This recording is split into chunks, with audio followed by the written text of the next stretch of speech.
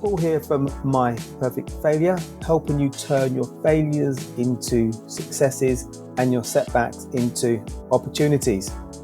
Have you ever felt stuck or afraid to fail?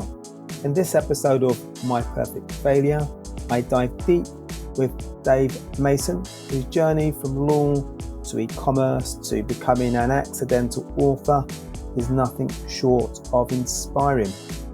Dave reveals the powerful philosophy behind his latest book, Hurry Up and Fail, where he explores how failure can be a springboard for success.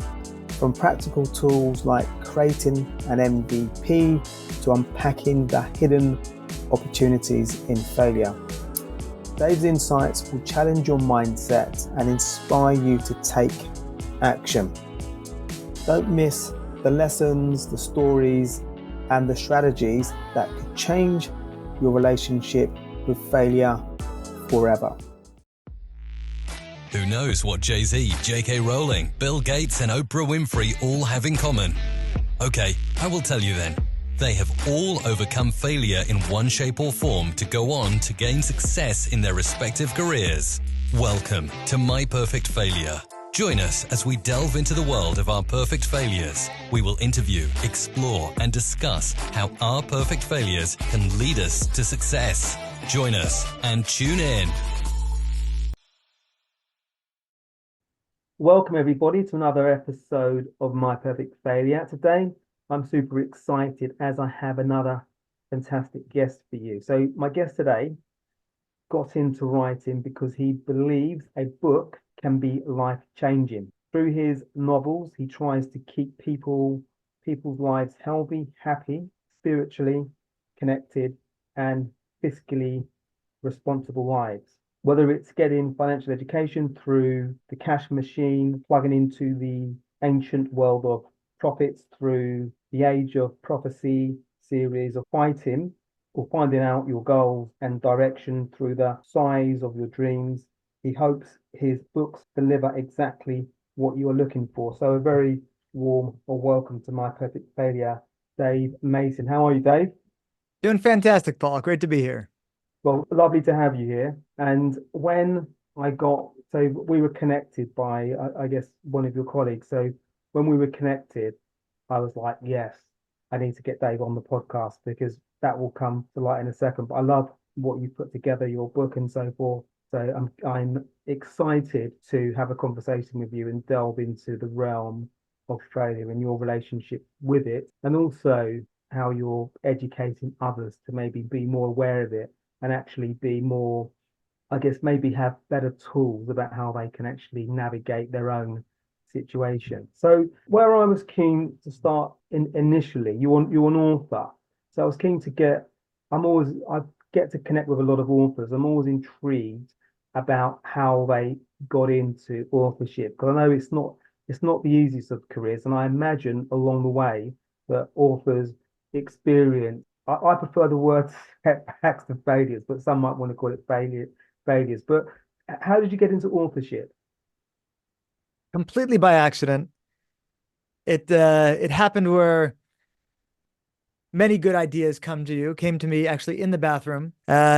At the time, I was finishing Harry Potter 7 for the third time.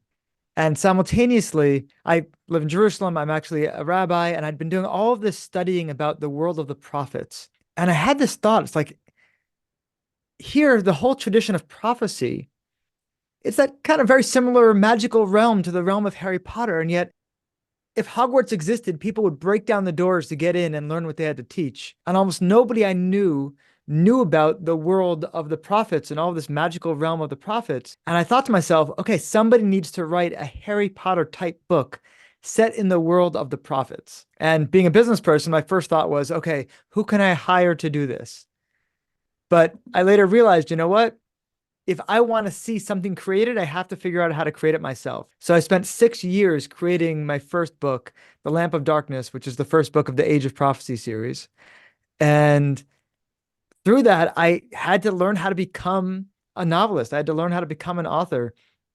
And I really love teaching through stories. So after teaching these spiritual and biblical concepts, that series is still ongoing. I also shifted to teaching other life skills through novels, through my books, The Size of Your Dreams and The Cash Machine, and then was decided to try my hand at nonfiction. This is my first nonfiction book, which is Hurry Up and Fail. Okay. So previously to that, so your background was in, so before you started your first book, you were in business. Yes. So I started off in law. I was an environmental attorney. And then when I moved to Israel, I shifted into running an e-commerce business to support myself over here. I wanted a business that I could run from anywhere in the world in English. And that's really how I supported myself when I moved to Israel. And then this really started, writing started as a passion project. It was not at any point, okay, this is how I'm going to make my Okay. career. Okay. I'm I'm marveling and impressed at your ability to adapt to different things. I was reading something the other day about something around reinvention, about how important that is to be able to adapt to if we want to go and do something else, like move to a different country, maybe support ourselves, then potentially we might have to well, not we might have to, probably going to have to reinvent ourselves. So I definitely see that already with you. So again, I'm just curious about someone's ability to not be an author and then think, yeah, I definitely, you've got an idea to bring this to life. I need to become the author. So just around that, had you written anything before? Or were you just curious enough that you think, actually, I'm going to put pen to paper and just work out how to do it? I'd taken a couple writing classes in college, almost 20 years earlier, but I'd never actually completed anything longer than a short story in college and hadn't tried my hand at any fiction from Wow. college for at least another, from the end of college for at least another 15 years until I started picking up the Age of Prophecy series. Wow. Okay. That's impressive stuff. So was it your passion that was driving you then? So once you had the idea, it was like, I'm gonna crack on and see where this takes me. Yeah, and I have to say, when you're learning something for a purpose, you learn it much deeper than when you're learning it just without any purpose. So here I wanted to pursue a spiritual path. I was in Israel. I was learning. I was really enjoying the learning. But once I needed to understand things for a novel, now I needed to teach them to all of my readers. I needed to really go so much deeper. I'd have Okay. questions, something would happen in the story, and I need to fill in the blanks. So it forced me to go to a much deeper level because I wasn't just reading and learning for my own edification. I was now doing it to create a whole world, to create a whole story. So it really forced me to go much deeper. And that's how it's been for all of my books. Okay. For my book like The Cash Machine, which is another novel that teaches hundreds of financial lessons, I had to get myself a much more robust financial education to write that novel and teach others about money than I would have had to just if I was looking to know the basics so that I could handle my money well. Okay. So that in some respects, because your purpose was to educate people, if I understand correctly, that almost giving you a framework because you knew that every complete book there would be opportunities for people that pick up your book to actually learn. So you would have to go deep. So you're able to provide that information so people could extract and ideally and hopefully learn. Absolutely. Every book I write, I'm writing them to change people's lives. It's Okay. very different than writing a novel that, hey, I think this is a good story. Yeah, yeah. I'm trying to teach the material, and I feel like the best way of teaching the material is through a really gripping story. But it's not that, hey, I have this great idea for a story and I don't care what values it's portraying. I'm actually really trying to convey ideas that I hope will spark people's imaginations, that I hope will get them to dig deeper and to realize an aspect of life they hadn't even considered before. And a story is my way in. Okay. No, I love that. And sorry, I've already, so as you talk, different questions come into my head. So when I guess in that research phase and what's it like for you when because I'm guessing you're learning as well because you're researching, you're putting things together. Are you learning in the process as well about the subject that you're covering because you're having to go deep to provide great information for people that pick up the book? Always. And I really say, like, a lot of my books, as much as I want them to get into people's hands, my books ultimately are for me. Yeah. That they are lessons that I need to reinforce in myself. And so if there's something really alive in me, I'll say, okay, you know what? I should write a novel or a Mm, nonfiction book on that topic, and that will just make it come alive for me so much more. And as I think about how do I craft this to really make it understandable, how do I bring it down to a really basic level, it just mm. simplifies these topics for me as well. Yeah. No, I love that. And I forgot to say that I love the ethos that you write books to change people's lives even, because that is a wonderful starting point. That whatever book I'm creating, the objective is this is going to be positioned. I want to put all the effort in to change people's lives. I think that's a wonderful starting point. So, what really sparked my enthusiasm for this conversation today is failure. So, you've written a book on failure, which I'm in the process of reading, which is wonderful. Everything that I've read today is wonderful, and I love your angle on it. So, the book is called Hurry Up and Fail, and I love the title, but also I guess you'll be the best person to let everybody know how you came up with the title, but maybe you can give us a little snippet of how you became aware of, well, maybe not become aware of failure, but why you put the book together. So the whole idea of the book was born out of a moment that took me largely by surprise. So going back a number of years, my wife and I had finished this book called The Size of Your Dreams, which really teaches people how to manifest goals in their lives. And we wanted to do a whole video course around it, but here I was super shy in front of the camera. And so only my wife was going to be on camera. And we filmed it in the Ecuadorian rainforest, and we did a whole great production thing. And it never saw the light of day.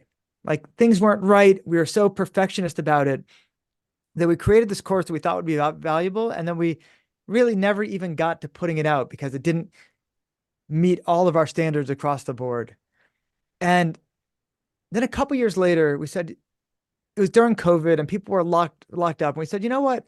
Rather than trying to create the perfect course, why don't we just go ahead and teach this live and try to get a whole cohort of people together to take this course? And we did. We put out the word. A whole bunch of people signed up for it. And the first night, I kind of admitted, you know what? We don't really know what we're doing. That we have all these things we want to teach, but we haven't taught this before. And we decided we were just going to hurry up and fail. And I'd never used that term before. And I didn't really know how people were going to react. I was a little bit nervous about it because people all just paid us good money to be part of a course. And we just admitted to not having a clue and saying we were going to hurry up and fail. And the response I got totally shocked me. People loved it. And they started applauding. And for the rest of the course, people started using the hashtag hurry up and fail. They said, you know what? You've motivated me. I'm this thing that I've been wanting to do for the last 5 years. Okay, I'm going to go and try it. Mm. Hurry up and fail. And it became kind of a calling call amongst the people in the course. I'm like, wow, there's really something to this. This whole idea of putting yourself out there and failing. And as I started looking more into the topic of failure, I realized, we all understand that failure is a necessary step on the way to success, that all great successes had failures along the way. But I really discovered that not all failures are created equal, that there's actually ways to engineer failures, to fail faster, fail cheaper, to learn more from your failures, and to protect yourself from the downside of your failures. And so that's what this book really is. It's unpacking the concept of failure. It goes into many, many different aspects of ways that we can use failure more effectively to launch us quicker and cheaper on the road to success. Okay. So, out of this situation, did you almost find a methodology in terms of how we can use different types of failure as a mechanism to ideally achieve, or maybe there might be different failures that maybe have different consequences or maybe more dire consequences? Absolutely. So I looked at lots of different types of failure. And one of the first things that I point out, I've got a chapter actually talking about this whole disastrous attempt up Mount Everest with all of these Yeah. people who were underprepared and some people who hadn't even trained, except on Stairmasters and who had boots, they put on boots that weren't even broken in. And a lot of people wound up dying as a result of this. And Mm, one of the things that I bring this up just as a counterexample, saying like, we're not, when I say hurry up and fail, I'm not saying, hey, go hurry up and go climb Everest and hope you make it. We want to avoid failures that are big, huge failures that have really dire consequences. And instead flip around to saying, how can I create failures, put myself out there in a way that is going to give me a lot of opportunity to try things. And if I fall on my face, it's not going to be that big of a deal because rather than, you know, working 3 years for the perfect product launch, like some people do, I'm going to launch things, small things, little by little, launch iterations. And each time I will learn from it. And there are ways to enhance your learning. I go into a lot of how you can enhance the learning, how you can get more understanding from the failures. Because a lot of times the problem is that we'll fail and we don't like to look at our failures. We turn our backs on them yeah. and we start to think, oh, I'm just a failure, as opposed to saying, you know what? I'm going to go out there. And I know my first attempt is not going to be my best attempt. I know there's going to be failure, but how can I learn as much as possible from the failure? How can I get in as much data and learn and iterate quickly and try another attempt and learn from that and go out and iterate again? So I'm looking at ways of bringing down the cost of your attempts, the frequency of your attempts and make them more rapid, figuring ways to learn more when you do fail and iterate faster. I'm also looking at ways that you can mitigate the cost of failure so that it's not like I put all of my money into this one thing and I was hoping it succeeded, and when it failed, I was left with nothing. Well, how can I fail in such a way that really there is no big downside to me? No, I love that. And it raises lots of different thoughts. I don't know whether this is your interpretation, but to me, it feels like, particularly if there's something we're working on that I don't know, we've got a course that we're looking to design, or an entrepreneur, we've got a business or whatever it may be. It's almost, should we be having more fun with the experimentation of trying something different and not and trying to remove or indeed removing the stigma that I think at times we attach to the idea of failing. It's almost one of those hush hush words or conversations that people are reluctant to approach or acknowledge because people have more or I guess society has a lot more comfort in trying to position everything as a glossy success. Exactly. So we really do want to be celebrating our failures and rewarding ourselves with our failures. So just today, for example, I actually had a group approach me with an offer for one of my businesses, and we had our third call earlier today, and they came forward. I knew that they were finally, after doing all their background and their research, they're going to come forward with an offer, and I might be selling my business, I might not be selling my business, and the offer came forward, and it was nowhere near the ballpark of what I'd consider. It was an absolute joke. And the guy looked at me and said, are you insulted? I said, look, I'm not insulted. I'm happy to listen to all offers, but I'm definitely disappointed. I'm definitely not going to move forward with this one. And we thanked them for their time and we moved on. And then immediately I went and I put on my failure playlist. So this is Oh, something I talk really? about in the book, is that when you fail, rather than sitting and being all pissed and energy, you want to have fun. So we have a playlist that we created of songs, good failure songs. And I hit the playlist and I started dancing there because I wanted to get myself out of this kind of Mhm. down, well, that sucked energy, into like, okay, I tried. I was in dialogue. I thought it might have worked out. Maybe another time it will work out. But you know what? I put myself out there. I tried. It didn't work. Now let's turn that energy from that kind of downer. Let's try to raise it Mhm. immediately. And the failure playlist starts with Queen's Another One Bites the Dust. And it's just, Yeah, I love okay, that. another one bites the dust. It Yeah. was another attempt at doing something. I thought it was smart to take the meeting. I thought it was smart to hear the offer. Didn't go anywhere. Okay, I wasted about 3 hours of my time. No big deal. Let's move on to the next thing. Yeah. And conversely, if you didn't approach it that way, your energy now and leading up to this call would have been in a totally different place because sometimes we think about the missed opportunity as opposed to I've gone through the process, which is great. I've got this information now.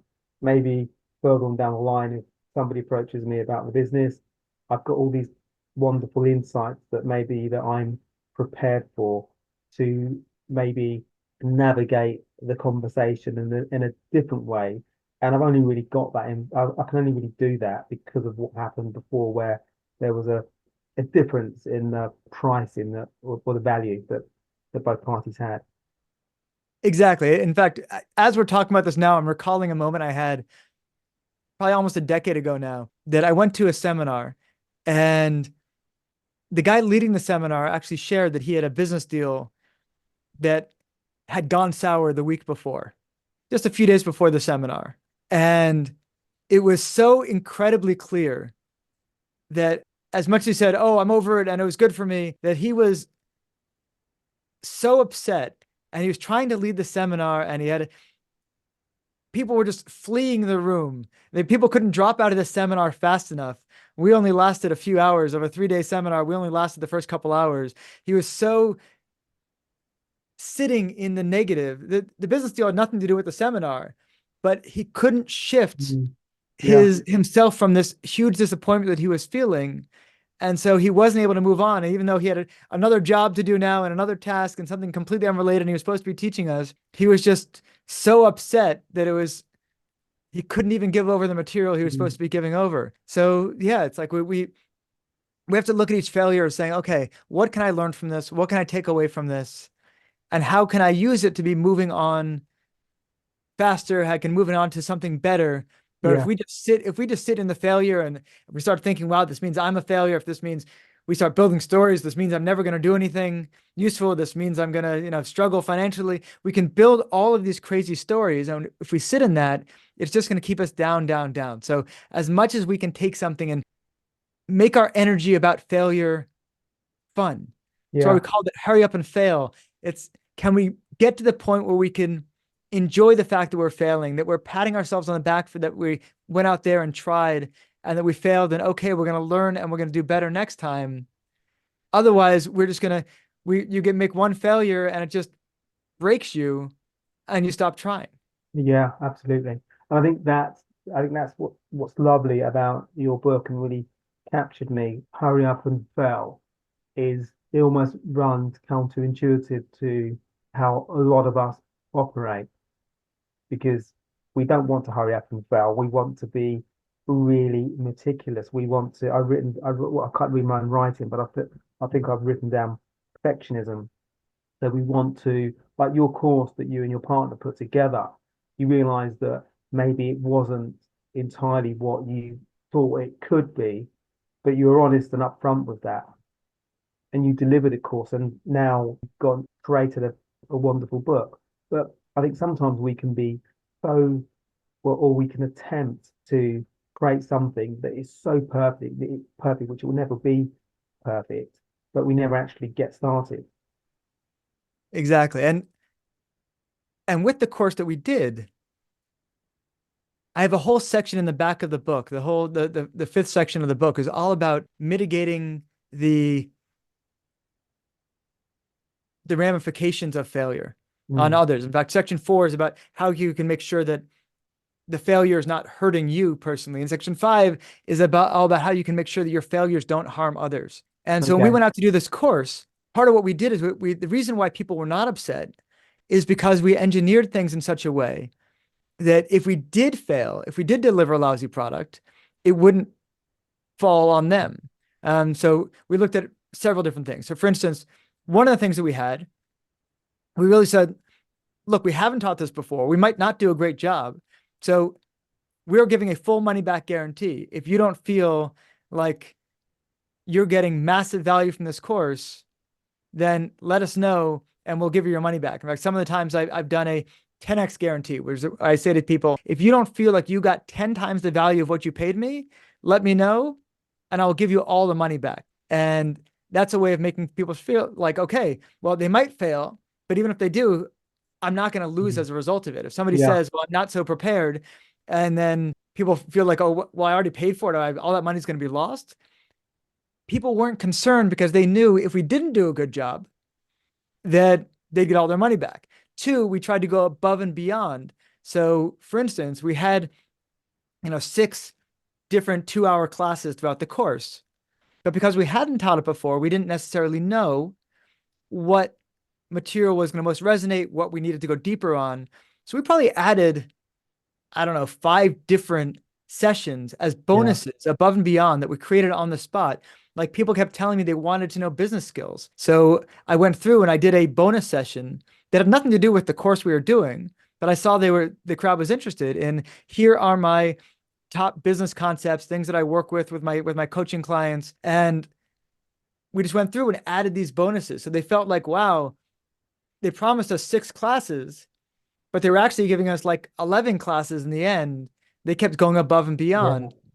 And the third thing was, and this one can be the hardest, is people will excuse your failures when they really identify with you and Mm. they want you to succeed.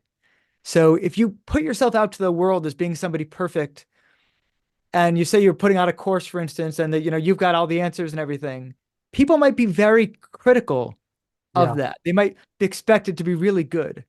But if they like you and you put out to the world, you know what? I want to teach what I know. I want to iterate. And you share actually your successes, you share your failures, you share the fact that you might not be 100% together on this. If people identify with you and they see you as a flawed human being, a real human being with all your good points, with all your flaws, and they like you, they want you to succeed. So it's, if anything, the more you try to portray yourself as being perfect and you try to hide your flaws, the less forgiving people become of your failures. The more you put yourself out there, somebody, hey, like, I'm on a journey just like you. I want to share the things. I might be a couple steps ahead in these areas. Let me share some of my expertise. And by the way, you might have things to share with me. I'd love to learn that as well. The more you can be upfront about the fact that you don't have all the answers, that you're not perfect, the more people say, okay, yeah, but I want to go on that journey with you. I believe in you and I want to learn what you have to teach. No, no, that's wonderful. I guess when we first started talking and you gave me the story around your acknowledgement to your students around, we're not 100% with this, but we're gonna give you a great course and hopefully you enjoy it. If you don't, then we'll reimburse you. So authenticity, you get that immediately. So as soon as you acknowledge, because how often do you hear of a course deliverer providing that information? I have never heard that.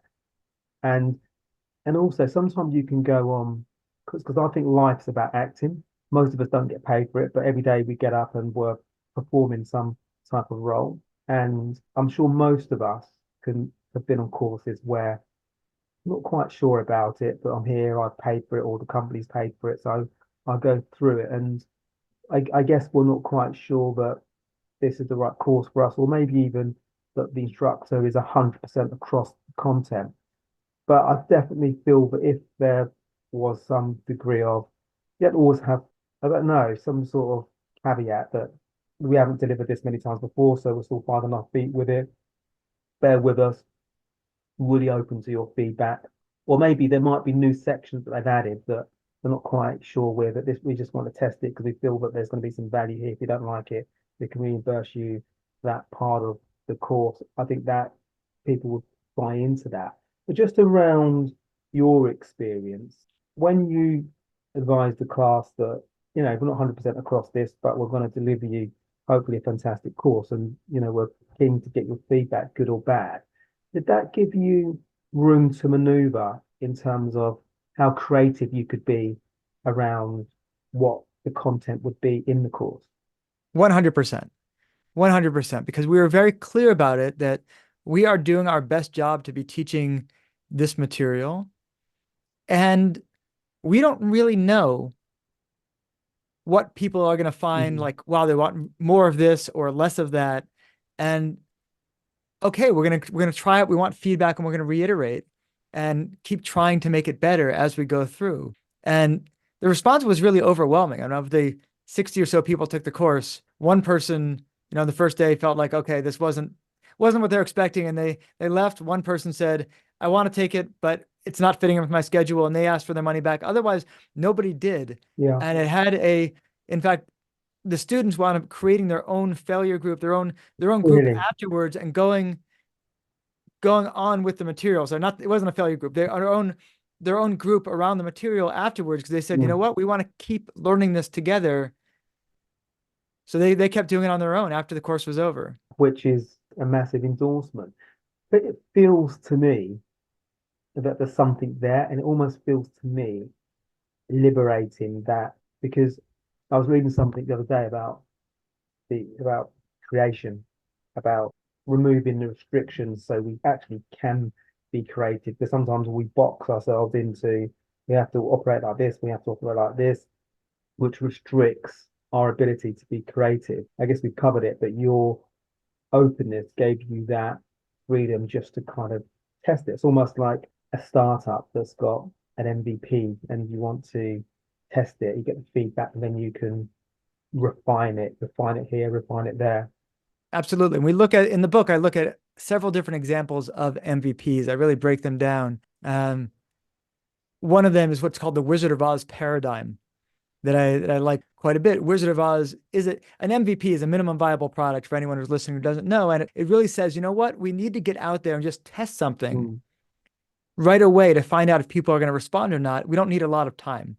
Wizard of Oz paradigm is a way of testing an idea without actually having any functional idea there behind it. So any infrastructure behind it. So for instance, when Zappos started, before it was even called Zappos, they didn't own a single pair of shoes. They went online and tried to sell shoes to see, will people buy shoes online, or is this something that people need to try on and they will only buy in the stores? So they went and took the founder went and took pictures of shoes at other stores, put them on a website, tried to see would people come and buy them. When they did come and buy them, he went to the stores, bought the shoes, and then mailed them out to them. So he was losing money on each shoe sale, but it didn't matter because all he had to do was prove his concept. Will people buy shoes online or will they not? Once he had enough data to show that they would, then he was able to get the funding to be buying the shoes to begin with. Other things like Airbnb was really built in just a few days. That was fully functional, but wasn't like the Airbnb website you go to these days. It was just a simple website they threw up that couldn't put your credit card in it. You couldn't search different areas. They had 3 air mattresses that they were putting in their apartment. Will people come and commit to sleeping on somebody else's floor? Built the website in a couple of days, put it out there, and saw that wow, people would. They sold out. In their first attempt, they sold right out, and they go, okay, there's something here. So yeah, it's very important to figure out as quickly as possible, do I have something or do I not? And how can I do that really, really low cost without having to really stick my neck out too far? Yeah. Your book is almost like a playbook to get going and to not be worried about getting going. Because again, going back a little bit to what we talked about before, there's perfectionism. People want to have all the answers before we get going, so we don't get going. And also we worry about what other people think wrongly. And it's almost we feel slightly constrained or restricted when we do something because we've got all these metrics in our mind that we have to be answered before we get going. But it feels like listening to you today and reading your book, or I haven't finished it, but reading your book today, that you're giving us license, crack on, enjoy it, experiment, have fun, see what you find. Absolutely. And it's so important that you just go out there and do it. Every single one of us was born failing at everything. We couldn't walk, we couldn't talk, we pooped in our pants, we couldn't eat without making a huge mess. And failure at that stage in our lives was not, nobody judged us for it. We were celebrated for it. We might try to take our first step and we'd fall on our face, but nobody was there, saying that we were nothing. They were there encouraging us, and they were applauding the effort. But at a certain point, that changed in our lives. And I think a lot of that happens in school. People go to school and suddenly they hand in a paper and they get a C, And it's not, well, good try, go out there. It's like, no, you've been judged. You've Yeah. been found wanting. And even the very idea of having a grade point average and giving, your average grades over all these years, it's leaving no room for improvement. It's leaving no Yeah. room for showing that it's good to try hard things, even if you're not going to succeed. No, we punish you for it. We say that, wow, 2 years ago you got these really bad grades, and therefore you have a bad grade point average. You're not going to get into a strong university as a result of it. We're basically saying we expect you to be perfect from the beginning. If you're not perfect, Yeah. we're going to punish you, as opposed to saying, it is good to go out and try things that are difficult, really stretch yourself and celebrate those failures. So we need to get back into that mode that we were in when we were babies, and people around us were cheering us on for trying and learning, Yeah. rather than when we get to school and we're punished for not having the right answer. Yeah. That's a massive shift that we need to make. And I think it's a shift that we definitely need to worry less about what other people's opinions. And if we have something that we're keen to pursue, do it. In the book, you give a lovely overview of Sara Blakely and her relationship with failure, which was, I believe, she was introduced to failure at an early age. So she went on to grow and sell a $1 billion business. And I don't know whether you might want to give us a snippet of Sara Blakely and why you were keen to acknowledge her.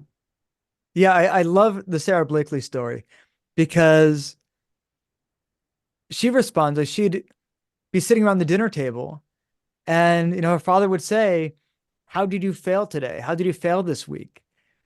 And often people want to enjoy each other's successes, and they want to hear stories of people being Mm. successful, and they don't want to talk about the failures. But in Sarah's family, the failures were celebrated. And her father kept trying to bring out, well, how did you fail? And he'd applaud her for trying difficult things and failing. And it made it so that she said the only real failure was not trying. Whereas, so she didn't grow up with this fear of failure that so many of us have. She grew up that failure is something that is rewarded and is celebrated. And if we Mm. all had that, we'd be so much bolder. We'd try so many more things. That really captured me when I read that because you give us a lovely overview of her, but also the way that she was able to get products into, I can't remember the name of the store, but an American store. Spanks. Oh, Yeah, into yeah, Neiman Marcus is the name of yeah, the store. how she was able to get them into the store, and about the creativity that she had at a moment where the meeting wasn't going according to plan, but she, to your point, she experimented, she did something that probably 99, not probably 99% or more of us wouldn't even try to do, which meant that she was able to get it into that department store, and it really makes you think about she wasn't thinking about embarrassment. She was thinking, I want to get the very best out of this situation. So I'm going to try this. And it made me think about how far out of my comfort zone do I go to actually try and make something happen? Do I still, having done this podcast for nearly 5 years, do I still lean into or let the embarrassment lead my decision making? And because I was thinking that that situation worked for her, but if it didn't, I think we'd still be talking about her as $1 billion brand builder of Spanks because she would have found another way.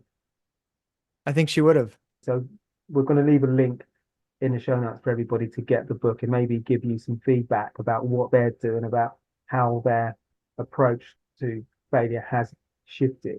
And I just wanted to ask you about mindset because how easy is it for somebody to kind of, I think that your book will help, but to shift their mindset from one of pretty fixed on has to be done this way, we have to be perfect before we can maybe move forward, to maybe be more experimental and trust ourselves to experiment. If it doesn't work, we'll find another solution. So change is obviously gigantic. And that's one of the reasons I encourage people to start with small failures, to push themselves outside of their comfort zone little by little and try things And you'll see, we have such a fear of failure, but when failures happen, the ramifications are often not that big. Sometimes we thought we create a giant story about how embarrassing something would be. And, we're so focused on ourselves that we didn't realize that everybody else is focused on themselves too, and they barely even Mhm. notice the fact that we failed. There are all kinds of things. So the more you put yourself out there, in fact, I covered this guy, Jia Zhang, who is fascinating, who created a whole blog on failures. He decided he was going to fail 100 days in a row and post on it and blog on it. And he just created these bizarre tasks for himself to force himself into these awkward situations. Like one that I love, he was in I think he was at Five Guys. He was at a burger joint and they had free refills on soda. But he didn't want another soda. He wanted another burger. So he walked up to the counter and he said, "Can I have a refill on my burger?" And they said, "Well, no, we don't give free refills on burgers." And he said, "Why not? You give it on sodas." And the guy's like, "Huh, I don't know. I'll have to look into that." But here's this guy who was so afraid of failures, and he thought it was going to be so embarrassing, but he forced himself to do this, and he put himself in a situation that he thought was going to be humiliating. Yeah. But all the guy said was, "Huh, that's an interesting question." It reminds me of a guy that I had on the podcast. Forgive me, I can't recall his surname, but I'll share the link on the episode and I'll share it with you. Tom, but I forget his surname. But what was wonderful about him, he decided, similar to this chap that you've mentioned, he wanted to go out and fail 100 times. So he recorded himself doing it. He lives in San Francisco, but it's hilarious. He approaches people, and I forget exactly multiple things he does. He asks somebody walking down the street, "Can I have can I have a bite of your?"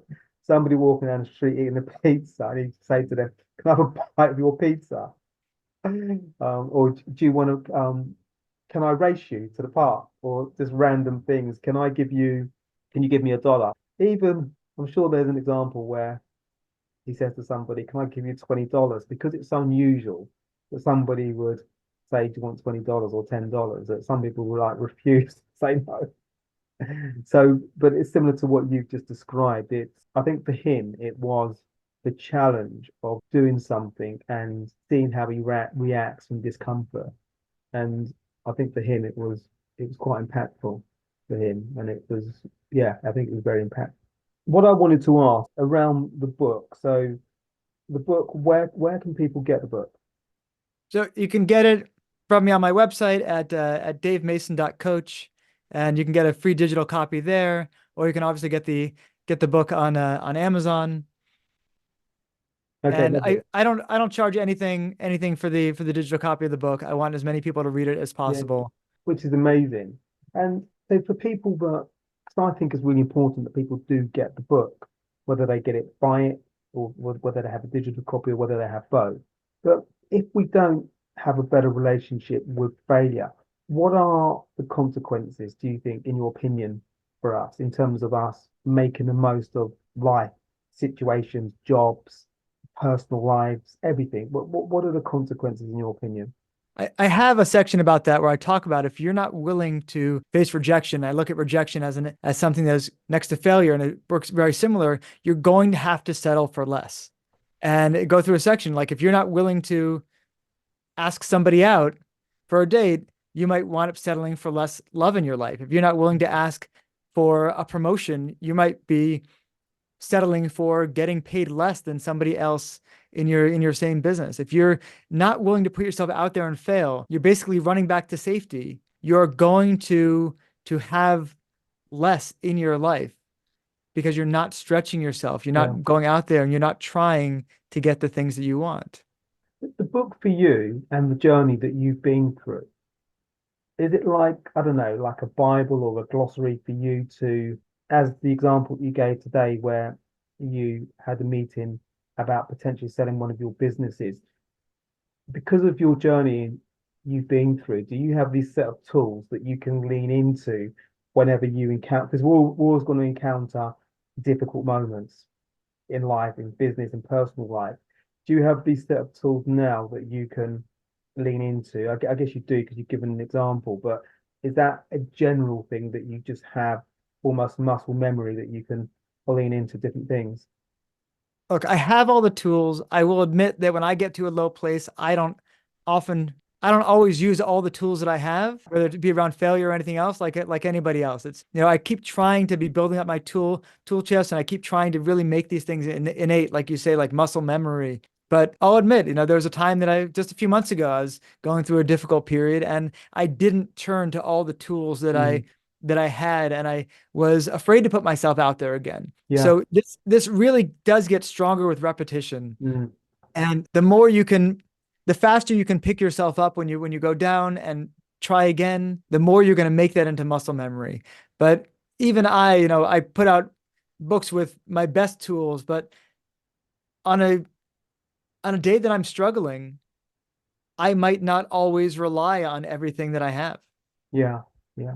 Well, that kind of makes sense because the best people, well, we're all the best actually. So I shouldn't say the best people, but people that maybe are noted as being successful, they'll have coaches, they'll have people that they can speak to support them. So because we're all fallible, we all have our challenges. So I think we all need, regardless of whether we can be experts in a given subject, we all need support.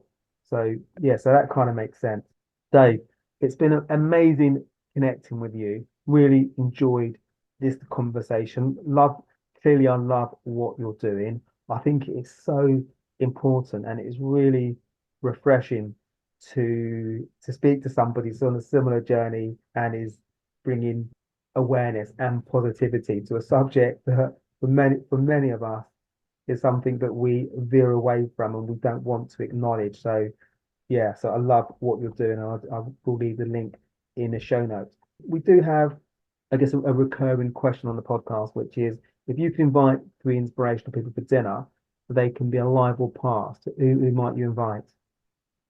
First person who comes to mind is my grandfather. He was somebody I was very, very close to, and I lost over 30 years ago. And so that would be the first. I'd love to see him again. The second person, I have to say, I'm afraid of him, but I feel like I have to face him at dinner.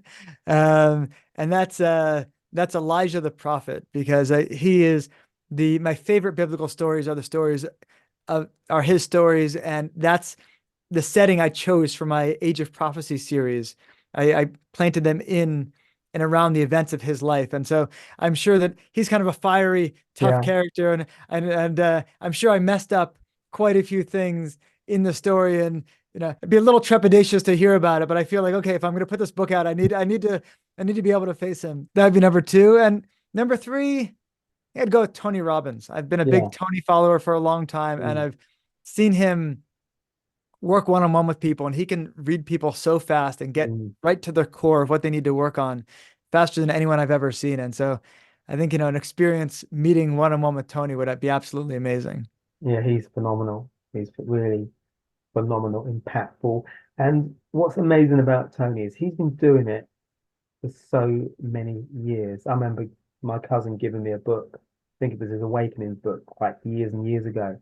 And he's not maintained, he's actually increasing his activity. You think that he'd be slowing down, but he's not. He just, as the world opens up and you can reach more and more people, he's literally doing that. So he's not slowing down at all. So he's very inspirational.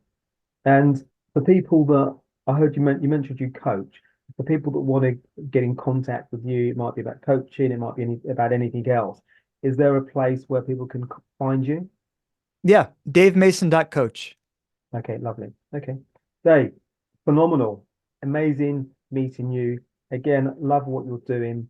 And I look forward to hearing more about different books you're bringing out, failure or whatever other subject. So thanks so much. Thank you so much, Paul. Thank you. Thank you. And if you're watching on YouTube, please do subscribe. It really does help us grow the channel.